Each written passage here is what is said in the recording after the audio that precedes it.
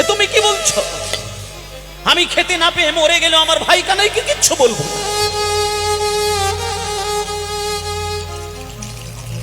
কিন্তু মায়েরা, ওই যে বললাম, হাজার হোক কুচেলা দেবী তো স্বামীকে ভালোবাসে।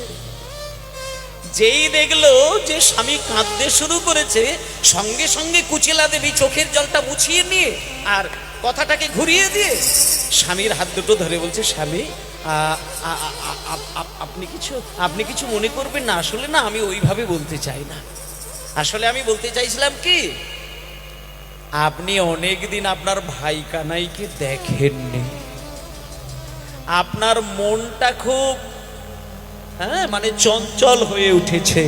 এই জন্য আমি বলতে চাইছিলাম আপনি বরং ভাই কানাইকে শুধু দেখে চলে আসুন। না না না না না না না, আপনি অভাবের কথা বলতে হবে না। আপনার ঘরে যে টাকা পয়সা নেই, আপনি যে বাবার জমি জায়গা বিক্রি করে দিয়েছেন, আমাকে যে তালপাতার ঘরের মধ্যে রেখে দিয়েছেন, আমি যে ফ্যান মুড়ি খেয়ে দিন কাটাই, এসব বলতে হবে না স্বামী। আপনার ভাই কানাই যদি জিজ্ঞেস করে, আপনি বলবেন আমরা খুব সুখে আছি, খুব শান্তিতে আছি, খুব ভালো আছি। স্বামী, সংসারে যদি শান্তি থাকে, টাকা পয়সার অভাব কিচ্ছু এসে যাবে, কিচ্ছু এসে যাবে। আপনি যান। কুচেলা, তুমি ঠিক বলেছ। এই এতক্ষণে যে কথাটি বললে, তুমি ঠিক কথা বললে।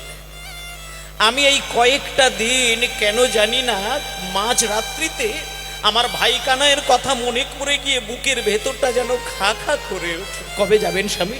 যাব তো, কিন্তু আবার কিন্তু কে? আপনি চলে যান। কুচেলা,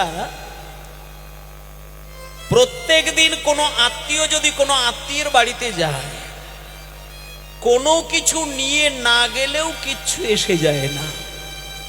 কিন্তু 10 বছর ছাড়া, 20 বছর ছাড়া যদি কোনো আত্মীয় বাড়িতে যায়, হাতে করে যদি কোনো কিছু না নিয়ে যায়, ভদ্রতা থাকে কি? কুচেলা, আমার তো টাকা পয়সা কিচ্ছু নেই। তাই কুচেলা, তুমি যদি কিছু এনে দিতে আমার ভাই কানাইয়ের জন্য, তাহলে অন্তত হাসি মুখে সেটা নিয়ে আমি ভাই কানাইয়ের কাছে গিয়ে দাঁড়াতাম। যদি কিছু এনে দিতে আমায় পারো উপায়,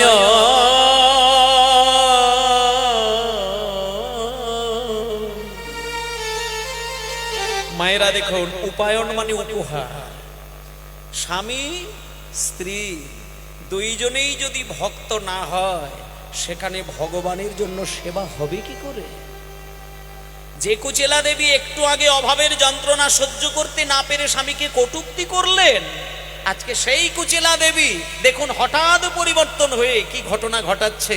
আজকে স্বামী বলছেন, মানে সুদামা বলছেন, যদি কিছু এনে দিতে পারো উপায়,